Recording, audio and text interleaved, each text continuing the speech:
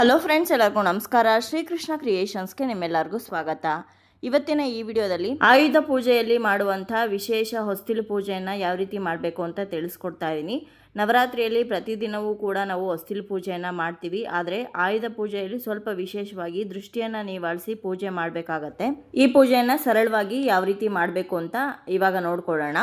ಹಾಗಿದ್ರೆ ಇನ್ನಕ್ಕೆ ತಡ, ಬನ್ನಿ ವಿಡಿಯೋನ ಶುರು ಮಾಡೋಣ. ನಿಮ್ಮ ಜೀವನದಲ್ಲಿ ಯಾವುದೇ ಸಮಸ್ಯೆ ಇದ್ದರೂ ಈ ಗುರೂಜಿಯವರ ನಂಬರ್ಗೆ ಕಾಲ್ ಮಾಡಿ ಹಾಗೂ ಶಾಶ್ವತ ಪರಿಹಾರವನ್ನು ಕಂಡುಕೊಳ್ಳಿ. ನವರಾತ್ರಿಯಲ್ಲಿ ಪ್ರತಿದಿನವೂ ಕೂಡ ಬೆಳಗ್ಗೆ ಸಾಯಂಕಾಲ ಹೊಸ್ತಿಲು ಪೂಜೆಯನ್ನು, ತುಳಸಿ ಪೂಜೆಯನ್ನು ಮಾಡುವಂಥದ್ದು ಬಹಳನೇ ವಿಶೇಷ. ಅದೇ ರೀತಿ ಆಯುಧ ಪೂಜೆಯಲ್ಲಿ ವಿಶೇಷವಾಗಿ ನಮ್ಮ ಮನೆಯಲ್ಲಿರುವಂತಹ ವಾಹನಗಳನ್ನು ಹಾಗೆ ಅಂಗಡಿ ಮುಂಗಟ್ಟುಗಳನ್ನು ಕೂಡ ಪೂಜೆ ಮಾಡಲಾಗುತ್ತೆ. ಪೂಜೆ ಆದ ನಂತರ ವಾಹನಗಳಿಗೆ ಹಾಗೆ ಅಂಗಡಿ ಮುಂಗಟ್ಟುಗಳಿಗೆ ಬೂದುಗುಂಬಳಕಾಯಿಂದ ಅಥವಾ ನಿಂಬೆಹಣ್ಣಿಂದ ದೃಷ್ಟಿಯನ್ನು ತೆಗಿತೀವಿ. ಅದೇ ರೀತಿ ಹೊಸ್ತಿಲು ಪೂಜೆಯನ್ನು ಮಾಡಿ ನಿಂಬೆಹಣ್ಣಿನಿಂದ ದೃಷ್ಟಿಯನ್ನು ತೆಗಿಬೇಕು. ಯಾವ ರೀತಿ ಅಂತ ಇವಾಗ ತಿಳಿಸ್ಕೊಡ್ತೀನಿ. ಮೊದಲಿಗೆ ನಿಮ್ಮ ಮನೆಯ ಮುಖ್ಯ ದ್ವಾರದ ಹೊಸ್ತಿಲನ್ನು ಒಂದು ಒದ್ದೆ ಬಟ್ಟೆಯಲ್ಲಿ ನೀಟಾಗಿ ಒರೆಸ್ಕೊಂಡು ಹೊಸ್ತಿಲಿಗೆ ಪೂರ್ತಿಯಾಗಿ ಅರಿಶಿಣವನ್ನು ಹಚ್ಕೋಬೇಕು. ಅನಂತರ ಹೊಸ್ತಿಲಿಗೆ ಅರಿಶಿಣ ಹಾಗೆ ಕುಂಕುಮದ ಬೊಟ್ಟುಗಳನ್ನು ಇಡಬೇಕು. ಹಾಗೆ ಹೊಸ್ತಿಲ ಮೇಲೆ ರಂಗೋಲಿಯನ್ನು ಕೂಡ ಹಾಕಬೇಕಾಗತ್ತೆ. ಹೊಸ್ತಿಲ ಮುಂದೆ, ಬಾಗಿಲು ಮುಂದೆ, ತುಳಸಿ ಮುಂದೆ ಅಥವಾ ದೇವ್ರ ಮನೆಯಲ್ಲಿ ಆದಷ್ಟು ದೇವರಿಗೆ ಸಂಬಂಧಪಟ್ಟಂತಹ ರಂಗೋಲಿಗಳನ್ನೇ ಹಾಕೋದು ತುಂಬಾ ಸೂಕ್ತ. ಆದರೆ ಈ ರೀತಿಯಾಗಿ ದೇವರ ರಂಗೋಲಿಗಳನ್ನು ಹಾಕಿದಾಗ ಯಾರು ತುಳಿದೇ ಇರೋ ಹಾಗೆ ಹಾಕಬೇಕಾಗತ್ತೆ. ಇವಾಗ ಹೊಸ್ತಿಲಿಗೆ ರಂಗೋಲಿ ಹಾಕಿ ಹೂಗಳಿಂದ ಅಲಂಕಾರ ಮಾಡಿದ್ದಾಯಿತು. ಇವಾಗ ಹೊಸ್ತಿಲಿನ ಎರಡೂ ಬದಿಯಲ್ಲೂ ಕೂಡ ದೀಪಗಳನ್ನು ಇಟ್ಕೋಬೇಕು. ಹಾಗೆ ಆ ದೀಪಗಳನ್ನು ಕೂಡ ಹಚ್ಚಬೇಕು. ಇನ್ನು ಹೊಸ್ತಿಲನ್ನು ಯಾವ ರೀತಿ ಪೂಜೆ ಮಾಡ್ತೀವೋ ಅದೇ ರೀತಿ ತುಳಸಿ ಪೂಜೆಯನ್ನು ಕೂಡ ಮಾಡಬೇಕಾಗತ್ತೆ. ತುಳಸಿಗೆ ನೀರು ಹಾಕಿ ಅರಿಶಿಣ ಕುಂಕುಮ ಇಟ್ಟು ರಂಗೋಲಿಯನ್ನು ಹಾಕಿ ಹೂಗಳನ್ನು ಇಟ್ಟು ಅಲಂಕಾರ ಮಾಡಬೇಕು. ಹಾಗೆ ನಾನಿಲ್ಲಿ ಇವತ್ತು ಆಯುಧ ಪೂಜೆ ಆಗಿರೋದ್ರಿಂದ ತಾಂಬೂಲವನ್ನು ಕೂಡ ಇಡ್ತಾ ಇದ್ದೀನಿ. ವೀಳ್ಯದೆಲೆ, ಅಡಿಕೆ ಹಾಗೆ ಒಂದು ಹಣ್ಣನ್ನು ಇಟ್ಟಿದ್ದೀನಿ. ನೈವೇದ್ಯಕ್ಕೆ ನೀವೇನಾದರೂ ದೇವ್ರಿಗೆ ಮಾಡಿದರೆ ಅದನ್ನು ಕೂಡ ಇಡ್ಬೋದು. ಹಾಗೆ ಕಾಯನ್ನು ಒಡೆದು ನೈವೇದ್ಯ ಮಾಡ್ಬೋದು. ಆದರೆ ನಾನು ವಿಜಯದಶಮಿ ದಿನ ಕಾಯನ್ನು ಒಡೆದು ನೈವೇದ್ಯ ಮಾಡ್ತೀನಿ. ಇವತ್ತಿನ ದಿನ ಕೇವಲ ತಾಂಬೂಲವನ್ನು ಇಟ್ಟಿದ್ದೀನಿ, ನಿಂಬೆಹಣ್ಣಿನಿಂದ ದೃಷ್ಟಿ ತೆಗಿತಾ ಇರೋ ಕಾರಣ.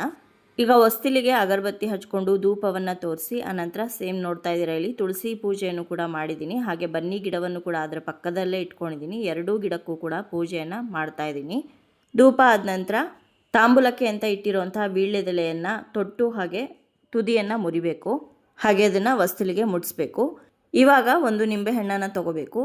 ನಿಂಬೆಹಣ್ಣನ್ನು ತಗೊಂಡು ಆ ನಿಂಬೆಹಣ್ಣಿನಿಂದ ನಿಮ್ಮ ಮನೆಯ ದೃಷ್ಟಿಯನ್ನು ನಿವಾಳಿಸ್ಬೇಕಾಗತ್ತೆ. ಯಾವ ರೀತಿ ದೃಷ್ಟಿ ತೆಗಿಬೇಕು ಅಂತಂದರೆ, ನಿಂಬೆಹಣ್ಣನ್ನು ಹೊಸ್ತಿಲಿನ ಮುಂದೆ ಮಧ್ಯಭಾಗದಲ್ಲಿ ಕರೆಕ್ಟಾಗಿ ಇಟ್ಕೊಂಡು ಆ ನಿಂಬೆಹಣ್ಣಿನ ಮೇಲೆ ಕರ್ಪೂರವನ್ನು ಇಟ್ಟು ಕರ್ಪೂರವನ್ನು ಹಚ್ಚಬೇಕು.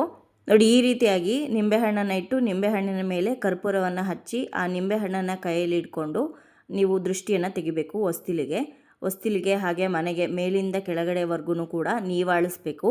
ನೀವಾಳಿಸಿದ ನಂತರ ಆ ಕರ್ಪೂರ ಪೂರ್ತಿಯಾಗಿ ಉರಿಯೋದಕ್ಕೆ ಬಿಟ್ಬಿಡಿ. ಪೂರ್ತಿ ಉರಿದ ನಂತರ ಮನೆ ಯಜಮಾನರು ಯಾರಿರ್ತಾರೋ ಅವರು ಆ ನಿಂಬೆಹಣ್ಣನ್ನು ಕೈಯಲ್ಲಿ ಒಡಿಬೇಕು. ರಸ ಪೂರ್ತಿ ಈಚೆ ಬರೋ ರೀತಿ ಒಡೆದ ನಂತರ ಆ ಪೀಸನ್ನು ಬಲಭಾಗಕ್ಕೆ ಹಾಗೆ ಎಡಭಾಗಕ್ಕೆ ಎಸಿಬೇಕು. ಅದನ್ನು ನಾನಿಲ್ಲಿ ತೋರಿಸಿಲ್ಲ, ಯಾಕಂದರೆ ಇವತ್ತು ಆಯುಧ ಪೂಜೆ ಅಲ್ಲ, ನಾನು ಬೇರೆ ದಿನ ವಿಡಿಯೋ ಮಾಡಿ ತೋರಿಸ್ತಾ ಇರೋದ್ರಿಂದ ಅದನ್ನೇನು ತೋರಿಸೋದಕ್ಕೆ ಹೋಗಿಲ್ಲ.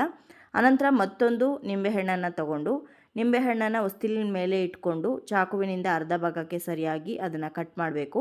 ಅನಂತರ ಒಂದು ಹೋಳು ನಿಂಬೆಹಣ್ಣು ಏನಿದೆ ಅದಕ್ಕೆ ಪೂರ್ತಿಯಾಗಿ ಅರಿಶಿಣವನ್ನು ಹಚ್ಚಬೇಕು. ಮತ್ತೊಂದಕ್ಕೆ ಪೂರ್ತಿಯಾಗಿ ಕುಂಕುಮವನ್ನು ಹಚ್ಚಬೇಕು. ವಿಡಿಯೋದಲ್ಲಿ ತೋರಿಸ್ತಾ ಇರೋ ಹಾಗೆ ಮಾಡಬೇಕಾಗತ್ತೆ. ನಾನು ಮೊದಲೇ ಹೇಳ್ತಾ ಇದ್ದೀನಿ, 2 ನಿಂಬೆಹಣ್ಣಲ್ಲಿ ದೃಷ್ಟಿ ತೆಗೆಯೋದು. ಮೊದಲನೇದನ್ನು ದೃಷ್ಟಿ ತೆಗೆದಿದ್ದ ತಕ್ಷಣ ಅದನ್ನು ಕೈಯಲ್ಲಿ ಒಡೆದು ಅದನ್ನು ಬಿಸಾಕಬೇಕು ಬಲಭಾಗಕ್ಕೆ ಎಡಭಾಗಕ್ಕೆ. ಇನ್ನು ಇವಾಗ ಅರಿಶಿಣ ಕುಂಕುಮ ಹಚ್ಚಿಡ್ತಾ ಇರೋದು ಬೇರೆ ನಿಂಬೆಹಣ್ಣು. ಈ ಬೇರೆ ನಿಂಬೆಹಣ್ಣನ್ನು ಹೊಸ್ತಿಲ ಮೇಲೆ ಕಟ್ ಮಾಡಿ 2 ಹೋಳುಗಳಿಗೆ ಅರಿಶಿಣ ಕುಂಕುಮವನ್ನು ಹಚ್ಚಬೇಕು. ಈ ರೀತಿ ಅರಿಶಿಣ ಕುಂಕುಮ ಹಚ್ಚಿರುವಂತಹ ನಿಂಬೆಹಣ್ಣಿನ ಹೋಳುಗಳನ್ನು ಒಂದು ಹೋಳನ್ನು ಬಲಭಾಗದಲ್ಲಿ, ಇನ್ನೊಂದು ಹೋಳನ್ನು ಎಡಭಾಗದಲ್ಲಿ ಇಡಬೇಕು. ನೋಡಿ, ಈ ರೀತಿ ಕತ್ರಿ ಆಕಾರದಲ್ಲಿ ಮಾಡಿ ಅರಿಶಿಣ ಹಚ್ಚಿರುವಂತಹ ನಿಂಬೆಹಣ್ಣನ್ನು ಬಲಭಾಗದಲ್ಲಿ ಇಡಬೇಕು. ಅಂದರೆ ನಮ್ಮ ಬಲಭಾಗದಲ್ಲ, ಹೊಸ್ತಿಲಿನ ಬಲಭಾಗದಲ್ಲಿ. ಕುಂಕುಮ ಹಚ್ಚಿರುವಂಥ ನಿಂಬೆಹಣ್ಣನ್ನು ಎಡಭಾಗದಲ್ಲಿ ಇಡಬೇಕು, ಹೊಸ್ತಿಲಿನ ಎಡಭಾಗದಲ್ಲಿ. ನೋಡಿ, ಈ ರೀತಿ ಇಡೋದ್ರಿಂದ ನಮ್ಮ ಮನೆ ಮೇಲೆ ಯಾರೇ ಒಂದು ಕೆಟ್ಟ ದೃಷ್ಟಿ ಹಾಕಿದರೂ ಕೂಡ ಅದೆಲ್ಲವೂ ಕೂಡ ನಿವಾರಣೆ ಆಗುತ್ತೆ. ಈ ರೀತಿ ದೃಷ್ಟಿ ತೆಗೆದ ನಂತರ ಕರ್ಪೂರವನ್ನು ಹಚ್ಕೊಂಡು ಮಹಾಮಂಗಳಾರತಿಯನ್ನು ಮಾಡಬೇಕು. ಹೊಸ್ತಿಲಿಗೆ ಮಹಾಮಂಗಳಾರತಿ ಮಾಡೋದಕ್ಕಿಂತ ಮುಂಚೆನೇ ದೃಷ್ಟಿಯನ್ನು ನಿವಾಳಿಸ್ಬೇಕು. ಆರತಿ ಎಲ್ಲ ಆದ ನಂತರ ಮಾಡೋದಲ್ಲ. ಆದಷ್ಟು ಈ ಪೂಜೆಯನ್ನು ಆಯುಧ ಪೂಜೆ ದಿನ ಸಂಜೆ ಅಂದರೆ ಸಾಯಂಕಾಲ ಹೊಸ್ತಿಲು ಪೂಜೆ ಮಾಡ್ತಿರಲ್ಲ ಆ ಸಮಯದಲ್ಲಿ ಈ ರೀತಿ ನಿಂಬೆಹಣ್ಣಿನಿಂದ ದೃಷ್ಟಿಯನ್ನು ನಿವಾಳಿಸ್ಕೊಳ್ಳಿ. ನಿಮ್ಮ ಮೇಲೆ ಅಥವಾ ನಿಮ್ಮ ಮನೆಯವ್ರ ಮೇಲೆ ಯಾರಾದರೂ ಕೆಟ್ಟ ದೃಷ್ಟಿ ಹಾಕಿದರೆ ಅದೆಲ್ಲವೂ ಕೂಡ ಕಡಿಮೆ ಆಗುತ್ತೆ, ದೃಷ್ಟಿ ನಿವಾರಣೆ ಆಗುತ್ತೆ. ಪ್ರತಿಯೊಬ್ಬರು ಕೂಡ ತಪ್ಪದೆ ಈ ಆಯುಧ ಪೂಜೆಯ ದಿನ ಈ ರೀತಿ ಹೊಸ್ತಿಲು ಪೂಜೆಯನ್ನು ಮಾಡಿ, ತುಂಬಾ ಒಳ್ಳೆಯದು ಮನೆಗೆ. ನೋಡಿದ್ರಲ್ವ ಸ್ನೇಹಿತರೆ, ಇವತ್ತಿನ ಈ ವಿಡಿಯೋದಲ್ಲಿ ನವರಾತ್ರಿಯ ಆಯುಧ ಪೂಜೆಯ ದಿನ ಮಾಡುವಂಥ ವಿಶೇಷ ಹೊಸ್ತಿಲು ಪೂಜೆ ಬಗ್ಗೆ ತಿಳಿಸ್ಕೊಟ್ಟಿದ್ದೀನಿ. ಇವತ್ತಿನ ಈ ವಿಡಿಯೋ ನಿಮ್ಮೆಲ್ಲರಿಗೂ ಇಷ್ಟ ಆಗಿರ್ಬೋದು ಅಂತ ಭಾವಿಸ್ತೀನಿ. ಇಷ್ಟ ಆಗಿದ್ರೆ ಲೈಕ್ ಮಾಡಿ, ಬೇರೆಯವ್ರಿಗೂ ಕೂಡ ವಿಡಿಯೋನ ಶೇರ್ ಮಾಡಿ. ಹಾಗೆ ನಿಮ್ಮ ಅನಿಸಿಕೆ ಅಭಿಪ್ರಾಯವನ್ನು ಖಂಡಿತವಾಗ್ಲೂ ಕಮೆಂಟ್ ಮುಖಾಂತರ ತಿಳಿಸಿ. ಮತ್ತೊಂದು ಉಪಯುಕ್ತ ಪೂಜಾ ಮಾಹಿತಿಯೊಂದಿಗೆ ನಿಮ್ಮನ್ನ ಮತ್ತೆ ಭೇಟಿ ಆಗ್ತೀನಿ. ಅಲ್ಲಿಯವರೆಗೂ ಧನ್ಯವಾದಗಳು. ಲೋಕ ಸಮಸ್ತ ಸುಖಿನೋ ಭವಂತು.